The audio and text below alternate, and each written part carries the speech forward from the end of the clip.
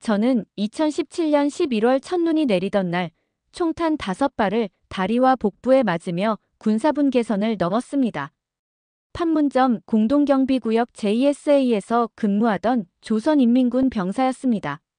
그날 오후 3시, 저는 군용 지프차를 몰고 남쪽을 향해 무조건 달렸습니다. 제 식구 같은 동료들이 쏜 총알이 제 몸을 관통했지만 저는 멈출 수 없었습니다. 왜 목숨을 걸고 탈출했냐고요? 그 이야기를 들려드리기 전에 여러분께 부탁드립니다. 이 영상이 끝까지 이어질 수 있도록 구독과 좋아요 부탁드립니다. 북한의 진실을 알리는 일, 여러분의 관심이 큰 힘이 됩니다. 저는 북한에서 부러워하는 엘리트였습니다. 아버지는 도당 간부였고 저는 최고 수준의 정치 사상 검증을 통과해 판문점 경비 임무를 맡았습니다. 김일성 주석님과 김정일 장군님을 목숨으로 수호하겠다고 맹세했던 군인이었습니다. 하지만 그곳에서 저는 보았습니다. 남쪽에서 건너오는 불빛을, 자유롭게 오가는 외국 관광객들을, 그리고 우리가 배운 것과는 너무나 다른 세상을. 판문점은 북한 체제의 쇼윈도우입니다. 가장 잘 꾸며진, 가장 철저하게 통제되는 곳입니다. 그런데 그곳에 서 있던 저조차 의문을 품게 되었습니다. 우리가 배운 것이 진실일까? 그날부터 저의 탈출은 시작되었습니다. 오늘 여러분께 들려드릴 이야기는 단순한 탈북기가 아닙니다. 한 명의 군인이 목숨을 걸고 자유를 선택한 그 처절했던 사흘간의 기록입니다. 지금부터 제 이야기를 시작하겠습니다. 저는 2014년 19살에 입대했습니다. 강원도 원산 출신인 저는 비교적 좋은 가정 환경에서 자랐습니다. 아버지가 강원도당 선전선동부에서 일했기 때문에 배급도 비교적 규칙적으로 받았고 학교에서도 모범생이었습니다. 김일성 주석님과 김정일 장군님의 은혜에 보답하기 위해 열심히 공부했고 조국 통일의 그날을 위해 군대에 지원했습니다. 입대 후 1년이 지났을 때 저는 특별한 통보를 받았습니다. 동무는 판문점 경비 임무에 선발되었소. 판문점 경비병은 아무나 갈 수 없는 자리였습니다. 키가 170cm 이상이어야 하고 출신 성분이 깨끗해야 하며 3대가 모두 당원이어야 합니다. 무엇보다 정치 사상이 투철해야 합니다. 저는 모든 조건을 통과했습니다. 2015년 봄, 저는 판문점에 배치되었습니다. 첫 근무날, 저는 군사분계선 바로 앞에 섰습니다. 불과 몇 미터 앞에 남조선 괴뢰군 병사들이 서 있었습니다. 우리는 서로를 노려보며 긴장 속에 하루를 보냈습니다. 상급자는 말했습니다. 저놈들은 미제의 앞잡이들이다. 언제든 우리를 공격할 준비가 되어 있으니 한시도 긴장을 늦추지 말라. 하지만 이상한 점이 있었습니다. 주말이 되면 남쪽에서 관광버스들이 들어왔습니다. 외국인들이 우리를 구경하러 왔습니다. 그들은 웃으며 사진을 찍었고 자유롭게 대화를 나눴습니다. 깨끗한 옷을 입고 값비싼 카메라를 들고 있었습니다. 저는 궁금했습니다. 전쟁 직전이라던데 왜 저들은 저렇게 평화로워 보일까? 그러던 어느 날이었습니다. 근무 교대 시간, 저는 남측 건물 쪽에서 들려오는 음악 소리를 들었습니다. 경쾌하고 자유로운 멜로디였습니다. 우리가 듣는 혁명가요와는 완전히 달랐습니다. 밤이 되면 더 놀라운 광경이 펼쳐졌습니다. 남쪽 하늘이 밝았습니다. 서울 방향에서 오는 불빛들이었습니다. 우리는 칠흑같이 어두운 막사에서 촛불을 켜고 생활했지만 남쪽은 밤에도 환했습니다. 전기가 풍족하다는 증거였습니다. 동무, 딴 생각하지 말고 경계 근무나 철저히 하시오. 정치 지도원 동무의 경고였습니다. 하지만 이미 저의 머릿속에는 의문이 싹트기 시작했습니다.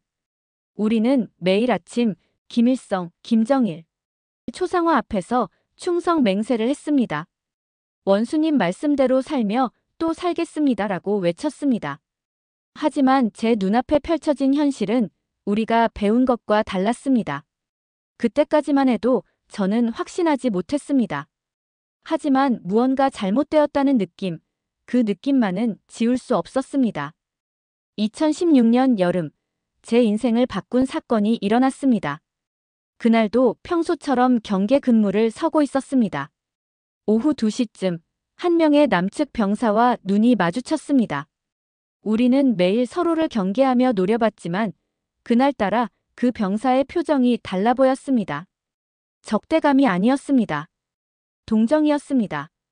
그는 저를 보며 고개를 살짝 끄덕였습니다. 마치 힘내라고 말하는 것 같았습니다. 저는 당황했습니다. 우리가 배운 대로라면 남조선 괴뢰군은 잔인하고 야만적인 침략자들이었습니다. 하지만 그의 눈빛에서 저는 적이가 아닌 인간미를 느꼈습니다. 그날 밤 저는 잠을 이룰 수 없었습니다. 근무가 끝나고 돌아온 막사에서 저는 한 가지 결심을 했습니다. 진실을 알아야겠다고. 하지만 어떻게? 북한에서 외부 정보에 접근하는 것은 사형감이었습니다. 그러던 중 기회가 왔습니다. 판문점에는 가끔 중국에서 온 방문단들이 들어왔습니다. 2016년 10월 한 중국 기업인 일행이 왔습니다. 그들을 안내하던 중 저는 한 사람이 떨어뜨린 것을 발견했습니다.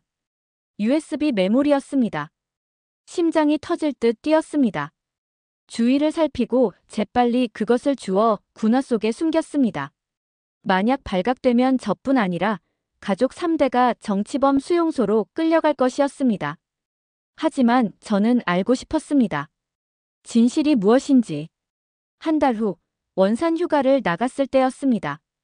어렸을 때 친구 명철이는 밀수로 중국산 노트북을 구했다는 소문이 있었습니다. 저는 그를 찾아갔습니다. 청성아, 무슨 일이냐? 명철아, 부탁이 하나 있다. 아무에게도 말하면 안 된다. 저는 USB를 꺼냈습니다. 명철이의 얼굴이 하얗게 질렸습니다. 미쳤냐? 이게 뭔지 알고 갖고 다니냐? 그래서 내가 필요하다. 한 번만 봐보자. 제발.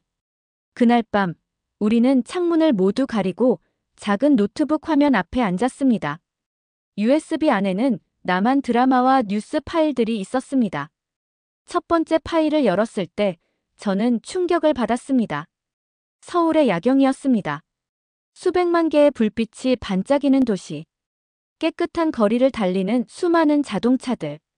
화려한 옷을 입고 웃으며 걷는 사람들. 우리가 배운 굶주리고 고통받는 남조선 인민들의 모습이 아니었습니다. 이게 진짜냐? 명철이도 말을 잃었습니다. 우리는 밤새 영상들을 봤습니다. 남한 사람들은 자유롭게 말하고 먹고 웃었습니다. 정부를 비판하는 뉴스도 있었습니다.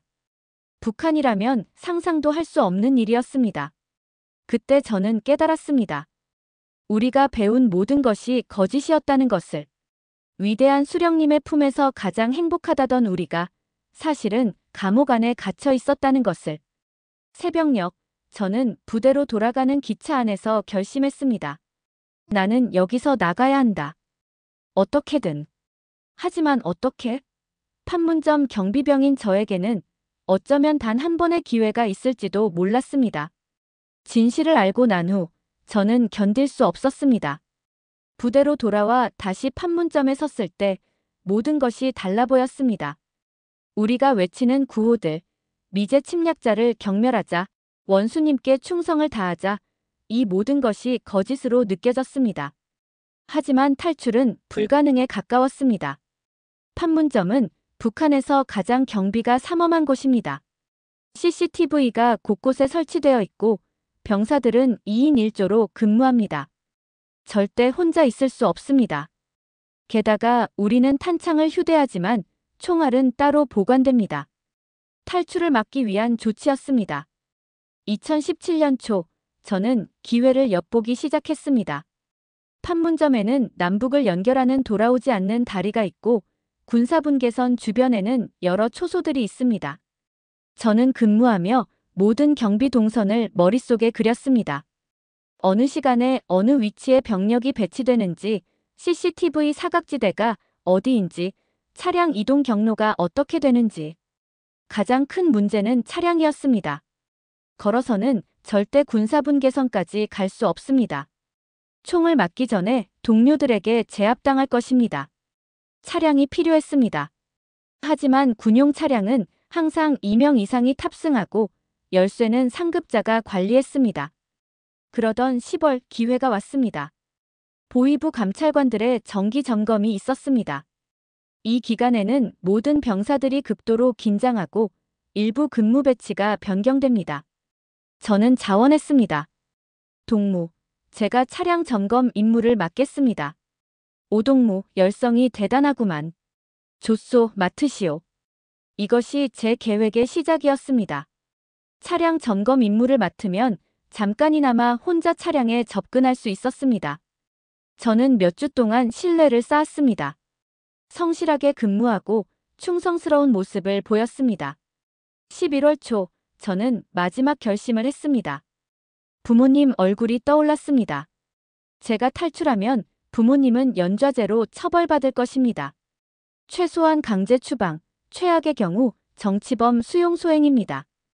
동생도 마찬가지였습니다. 하지만 저는 더 이상 이 거짓 속에서 살 수 없었습니다. 아버지, 어머니, 용서해 주십시오. 아들은 자유를 향해 갑니다. 저는 마음속으로 작별 인사를 했습니다. 편지를 쓸 수도 없었습니다. 어떤 흔적도 남겨서는 안 됐습니다. 11월 14일, 저는 D-Day를 정했습니다. 그날은 월요일이었고 주말 근무를 마친 병사들의 교대 시간이었습니다. 오후 3시에서 4시 사이, 짧지만 혼란스러운 순간이 있습니다. 저는 그 시간을 노렸습니다. 마지막 밤, 저는 잠을 이룰 수 없었습니다. 옆에서 자고 있는 전우들을 보며 생각했습니다. 이들도 진실을 알면 어떤 선택을 할까? 하지만 저는 아무에게도 말할 수 없었습니다. 단 한 명에게라도 들키면 모든 것이 끝납니다. 새벽 5시, 기상 나팔이 울렸습니다. 저는 평소처럼 일어나 세면을 하고 아침 식사를 했습니다. 옥수수밥과 배추 된장국. 북한에서의 마지막 식사였습니다. 저는 한 숟가락 한 숟가락 천천히 먹었습니다. 오전 8시, 충성 맹세 시간이었습니다. 위대하신 김일성 주석님, 김정일 장군님께 무한한 충성을 다할 것을 맹세합니다. 저는 마지막으로 구호를 외쳤습니다.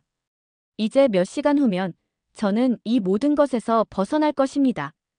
아니면 죽을 것입니다. 오후 2시, 저는 근무 위치로 이동했습니다. 심장이 미친 듯이 뛰었습니다. 손에 땀이 흥건히 젖었습니다. 하지만 표정은 평소와 같아야 했습니다. 아무도 눈치채서는 안 됐습니다. 3시까지 단 1시간. 저는 시계를 보며 기다렸습니다. 자유까지 이제 1시간 남았습니다. 오후 3시 10분, 그 순간이 왔습니다. 교대 시간의 혼란 속에서 저는 차량 점검을 핑계로 군용 지프차에 접근했습니다. 열쇠는 이미 며칠 전 복제해 두었습니다. 중국산 라이터와 교환해 얻은 열쇠였습니다. 오동무, 차량 점검 가능? 예, 소좌 동무. 지금 시작하겠습니다. 저는 평소처럼 경례를 했습니다. 떨리는 손을 주먹 쥐어 감췄습니다. 소좌가 돌아서자마자 저는 차에 시동을 걸었습니다. 엔진 소리가 요란했습니다. 잠깐, 오동무. 뭐 하는 거야? 뒤에서 고함이 들렸습니다. 하지만 저는 이미 엑셀을 밟았습니다. 차는 남쪽을 향해 달리기 시작했습니다. 타령이다. 저놈을 잡아라. 사이렌이 울렸습니다. 뒤에서 총성이 터졌습니다. 탕탕탕탕. 뒷유리가 산산조각 났습니다. 총알이 제 머리 위를 스쳐 지나갔습니다. 저는 핸들을 꺾으며 지그재그로 운전했습니다. 군사분계선까지는 약 800m. 그 거리가 끝없이 멀게 느껴졌습니다. 100m, 200m. 더 많은 총성이 들렸습니다. 제 동료들이 함께 근무하던 전우들이 저를 향해 총을 쏘고 있었습니다. 타이어가 터지는 소리가 들렸습니다. 차가 흔들렸지만 저는 계속 달렸습니다. 300m, 400m. 제발 조금만 더. 그때였습니다. 제 오른쪽 어깨에 뜨거운 충격이 왔습니다.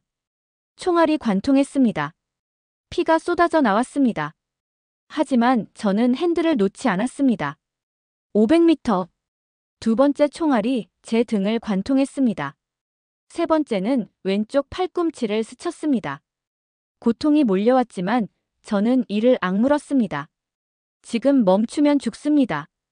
아니, 죽는 것보다 더한 고문이 기다릴 것입니다. 600m. 앞에 보였습니다. 군사분계선. 그 너머에 남측 초소가 보였습니다. 저는 남은 힘을 다해 엑셀을 밟았습니다. 700m. 네 번째 총알이 제 복부를 관통했습니다. 순간 앞이 캄캄해졌습니다. 차가 배수로에 빠졌습니다. 엔진이 멈췄습니다. 안 돼. 여기서는 안 돼. 저는 차 문을 열고 기어 나왔습니다. 다리에 힘이 없었습니다. 피가 계속 흘렀습니다. 하지만 저는 기어갔습니다. 군사분계선을 향해, 자유를 향해. 북한 병사들의 발소리가 들렸습니다. 20m 뒤까지 쫓아왔습니다. 동무, 멈춰라. 지금이라도 돌아오면 용서해주겠다. 거짓말이었습니다. 돌아가면 즉결 처형입니다. 저는 계속 기어갔습니다. 10m, 5m, 다섯 번째 총알이 제 다리를 관통했습니다. 저는 비명을 질렀습니다. 하지만 멈추지 않았습니다. 손으로 땅을 파고 몸을 질질 끌었습니다. 그리고 마침내 제 손이 군사분계선을 넘었습니다. 남측이다. 남측 병력이다. 북한 병사들이 총을 거두었습니다. 남측 영토에서는 발포할 수 없었습니다. 국제적 분쟁이 될 수 있었기 때문입니다. 저는 군사분계선 남쪽에 쓰러졌습니다. 남한 병사들이 달려왔습니다. 누군가 무전기에 대고 소리쳤습니다. 북한군 일명 월경. 부상자 발생. 긴급 의료 지원 요청. 저는 하늘을 보았습니다. 파란 하늘이 보였습니다. 이상하게도 북한에서 보던 하늘보다 더 맑아 보였습니다. 살았다. 나는 살았다. 의식이 흐려졌습니다. 마지막으로 들은 것은 헬리콥터 소리였습니다. 구급 헬기가 오고 있었습니다. 저는 정말로 자유를 얻었습니다. 총알 5발을 맞고 죽음의 문턱까지 갔지만 저는 살아남았습니다. 눈을 떴을 때 저는 하얀 천장을 보고 있었습니다. 의식이 돌아왔습니다. 환자 깨어났어요. 간호사의 목소리가 들렸습니다. 저는 어디에 있는지 알 수 없었습니다. 몸 곳곳에서 통증이 밀려왔습니다. 온몸에 튜브와 선이 연결되어 있었습니다. 여기가 어디입니까? 아주대학교 병원입니다. 당신은 지금 대한민국에 있어요. 안전합니다. 대한민국. 남한. 자유. 저는 눈물이 흘렀습니다. 정말로 해냈습니다. 정말로 살아남았습니다. 의사 선생님이 들어왔습니다. 기적입니다. 5발의 총상을 입었는데 살아났어요. 한 발은 간을 스쳤고 한 발은 대동맥에서 3cm 떨어진 곳을 지나갔습니다. 조금만 빗나갔어도 수술대에 오르기 전에 사망했을 겁니다. 저는 6시간의 대수술을 받았다고 했습니다. 수혈도 여러 차례 받았습니다. 그런데 놀라운 것이 있었습니다. 뱃속에서 기생충이 나왔다고 했습니다. 길이가 27cm나 되는 기생충이 나왔어요. 북한에서는 이런 경우가 흔한가요? 저는 부끄러웠습니다. 북한에서는 사람 분뇨를 거름으로 쓰기 때문에 기생충이 흔했습니다. 저 같은 군인도 예외가 아니었습니다. 하지만 우리는 그것이 문제라고 생각하지 않았습니다. 이번 3일째 국정원 직원들이 왔습니다. 오청성 씨, 몸은 좀 어떠십니까? 괜찮으시면 몇 가지 여쭤볼 것이 있습니다. 저는 조사를 받았습니다. 제 신원, 탈북 동기, 판문점 경비체계, 북한군 내부 상황. 모든 것을 상세히 물었습니다. 저는 아는 모든 것을 말했습니다. 혹시 북한에 두고 온 가족이 걱정되십니까? 그 질문에 저는 울었습니다. 부모님과 동생. 제가 탈출한 그 순간부터 그들의 삶은 끝났을 것입니다. 연좌제. 3대를 처벌하는 북한의 악법. 아버지는 당에서 제명되고 강제 노동에 동원됐을 것입니다. 어쩌면 정치범 수용소로 끌려갔을지도 모릅니다. 죄송합니다. 제가 너무 이기적이었습니다. 아닙니다. 당신이 자유를 선택한 것은 잘못이 아닙니다. 그런 체제가 잘못된 겁니다. 이번 일주일째, 저는 처음으로 휠체어를 타고 병실 밖으로 나왔습니다. 복도에는 자동 판매기가 있었습니다. 동전을 넣으면 음료수가 나온다고 했습니다. 간호사가 1,000원짜리 지폐를 주며 시범을 보여줬습니다. 이렇게 넣고 원하는 버튼을 누르면 돼요. 콜라가 대구르르 나왔습니다. 저는 깡통을 들고 한참을 바라봤습니다. 북한에서는 간부들도 쉽게 마시지 못하는 것이었습니다. 하지만 여기서는 1,000원이면 우리 돈으로 약 7,000원이면 누구나 살 수 있었습니다. 마셔보니 달고 시원했습니다. 하지만 이상하게도 눈물이 났습니다. 이렇게 평범한 것들을 누리며 살 수 있다니. 이번 2주일째 창문으로 밖을 봤습니다. 수원의 거리였습니다. 수많은 차들이 오갔습니다. 사람들은 깨끗한 옷을 입고 자유롭게 걸었습니다. 아무도 굶주린 것처럼 보이지 않았습니다. 웃으며 대화하고 휴대전화를 보며 걸었습니다. 북한에서 우리가 배운 고통받는 남조선 인민들은 없었습니다. 대신 자유롭고 풍요로운 사람들이 있었습니다. 간호사 김 선생님이 말했습니다. 청성 씨, 이제 여기가 당신의 나라예요. 환영합니다. 대한민국에. 저는 다시 울었습니다. 이번에는 슬픔이 아니라 감사의 눈물이었습니다. 한 달 후, 저는 퇴원했습니다.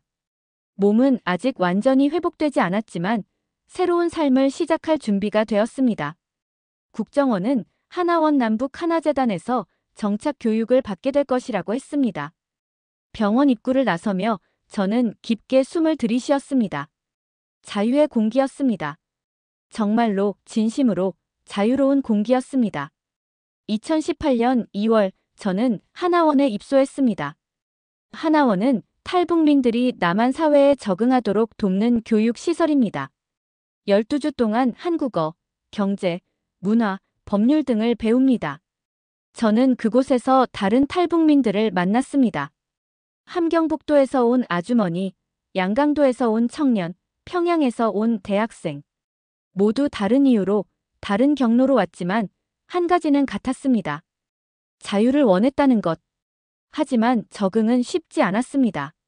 첫 한국어 수업 시간이었습니다. 선생님이 말했습니다. 여러분, 마우스가 뭔지 아세요? 저는 쥐라고 대답했습니다. 교실에 웃음이 터졌습니다. 컴퓨터 마우스를 말하는 거였습니다. 북한에서는 컴퓨터 쥐라고 불렀습니다. 남한에서는 외래어를 그대로 쓴다는 것을 그때 알았습니다. 이메일, 와이파이, 스마트폰, 카드, ATM. 새로운 단어들이 홍수처럼 쏟아졌습니다.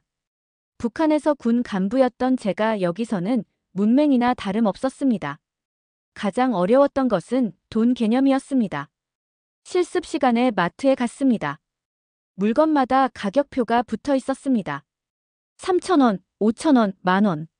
북한에서는 배급제였기 때문에 물건을 돈 주고 산다는 개념이 낯설었습니다. 청성 씨, 이 우유는 3,000원이고 저 우유는 4,500원이에요. 어느 게 더 나을까요? 저는 당황했습니다. 북한에서는 선택의 여지가 없었습니다. 주는 대로 받는 것이었습니다. 하지만 여기서는 스스로 선택해야 했습니다. 잘 모르겠습니다. 가격 대비 용량을 비교해 보세요. 그리고 유통기한도 확인하고요. 모든 것이 배움이었습니다. 3개월 후, 저는 하나원을 수료했습니다. 정부는 정착금으로 약 800만 원을 지원했습니다. 주거 지원도 해줬습니다. 서울 외곽의 작은 원룸이었습니다. 제 인생 최초의 집이었습니다. 첫날 밤, 저는 혼자 그 방에 앉아 있었습니다. 텔레비전을 켰습니다. 채널이 수십 개였습니다. 뉴스, 드라마, 예능, 영화. 북한에서는 상상도 못할 일이었습니다. 북한에는 채널이 3개뿐이었고 모두 선전 방송이었습니다. 한 뉴스 채널에서는 정부를 비판하고 있었습니다. 대통령의 정책에 문제가 있다. 국회의원들이 직무를 유기했다. 저는 충격을 받았습니다. 북한이었다면 당장 정치범 수용 소행이었을 말들이었습니다. 자유란 이런 것이구나. 생각할 수 있는 자유, 말할 수 있는 자유.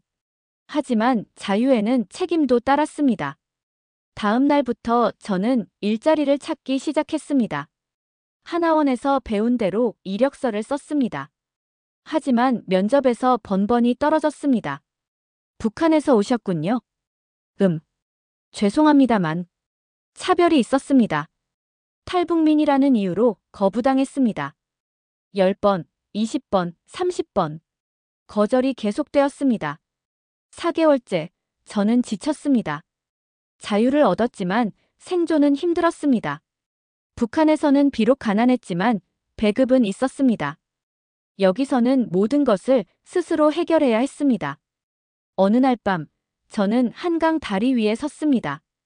이게 정말 내가 원하던 삶일까? 어둠 속에서 흐르는 강물을 보며 생각했습니다. 북한에 있는 부모님, 동생. 그들은 지금 어떻게 지내고 있을까? 저 때문에 고통받고 있을 텐데. 그때 휴대전화가 울렸습니다. 하나원에서 알게 된 선배 탈북민이었습니다. 청성아, 괜찮아? 요즘 연락이 없어서 걱정했어. 선배님, 저 힘듭니다. 나도 처음엔 그랬어. 하지만 포기하지 마. 우리가 목숨 걸고 여기 온 이유 기억하지? 자유 때문이잖아. 힘들어도 여기가 낫다는 거 너도 알잖아. 그 말에 정신이 들었습니다. 맞았습니다. 힘들어도 여기가 나았습니다. 적어도 여기서는 제 생각을 할 수 있었습니다. 제 미래를 선택할 수 있었습니다. 굶주리지 않았고 억압받지 않았습니다. 다음 날 저는 다시 이력서를 들고 나갔습니다. 그리고 마침내 한 작은 식당에서 저를 받아줬습니다. 힘들 거야. 그래도 열심히 할 수 있어. 예. 최선을 다하겠습니다. 주방 보조였지만 저에게는 새로운 시작이었습니다. 하루 8시간 저는 설거지를 하고 재료를 손질했습니다. 힘들었지만 행복했습니다. 왜냐하면 이것은 제가 선택한 일이었고 제가 선택한 삶이었으니까요. 2025년 지금 저는 서울에서 살고 있습니다.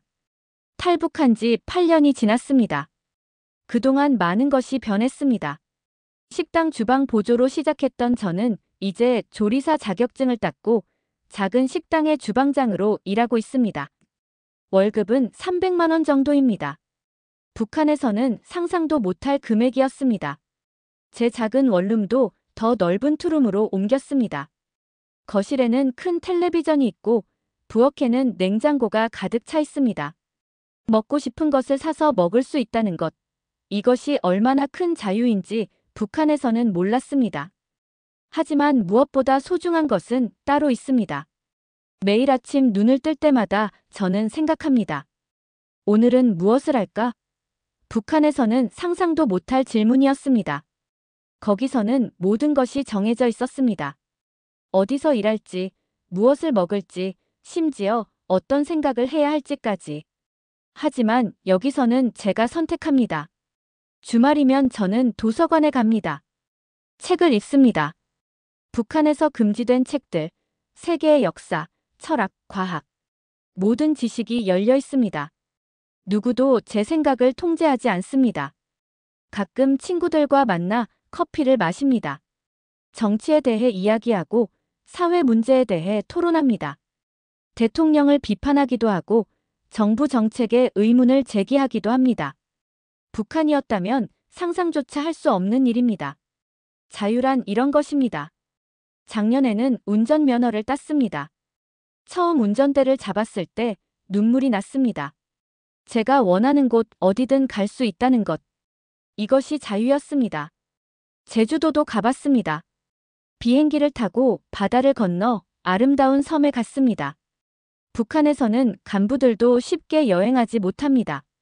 하지만 여기서는 평범한 조리사인 제가 마음만 먹으면 갈 수 있었습니다. 물론 아직도 힘든 순간들이 있습니다. 밤에 악몽을 꿉니다. 탈출하던 그날의 총성, 피 흘리며 기어가던 순간들. 가끔 잠에서 깨면 땀으로 흠뻑 젖어 있습니다. 북한에 두고 온 가족들이 생각납니다. 부모님은 아직 살아계실까요? 동생은 어떻게 됐을까요? 소식을 들을 방법이 없습니다. 이것이 제가 자유를 선택한 대가입니다. 죄책감은 평생 저를 따라다닐 것입니다. 하지만 저는 후회하지 않습니다. 올해 봄, 저는 시민권을 신청했습니다. 조만간 저는 공식적으로 대한민국 국민이 될 것입니다. 북한 사람이 아닌 한국 사람으로. 요즘 저는 유튜브 채널을 시작했습니다. 북한의 진실을 알리는 채널입니다. 아직 구독자는 많지 않지만 조금씩 늘고 있습니다. 제 경험을 통해 한 명이라도 더 북한의 실상을 알았으면 합니다. 그리고 혹시 북한에 있는 누군가가 탈출을 꿈꾼다면 제 이야기가 용기가 되었으면 합니다. 자유는 공짜가 아닙니다. 저는 총알 5발을 맞았고 가족을 잃었고 모국을 떠났습니다. 하지만 그럼에도 불구하고 저는 말할 수 있습니다. 그만한 가치가 있었다고. 지난주 저는 판문점을 다시 찾았습니다. 이번에는 관광객으로. 남쪽에서 북쪽을 바라봤습니다. 불과 몇 년 전까지 제가 서 있던 곳이었습니다. 군사분계선 너머 북한 병사가 서 있었습니다. 저는 그를 보며 마음속으로 말했습니다. 동무, 당신도 언젠가 진실을 알게 될 겁니다. 그리고 선택의 순간이 올 것입니다. 그때 용기를 내세요. 자유는 그만한 가치가 있습니다. 오늘도 저는 자유로운 공기를 마십니다. 매일 아침 일어나 제가 원하는 일을 하고 제가 원하는 것을 먹고 제가 원하는 생각을 합니다. 이것이 인간다운 삶입니다. 여러분이 당연하게 누리는 이 모든 것들 부디 소중히 여기시기 바랍니다. 제 이야기를 들어주셔서 감사합니다. 저는 오청성입니다. 자유를 선택한 한 사람의 이야기였습니다.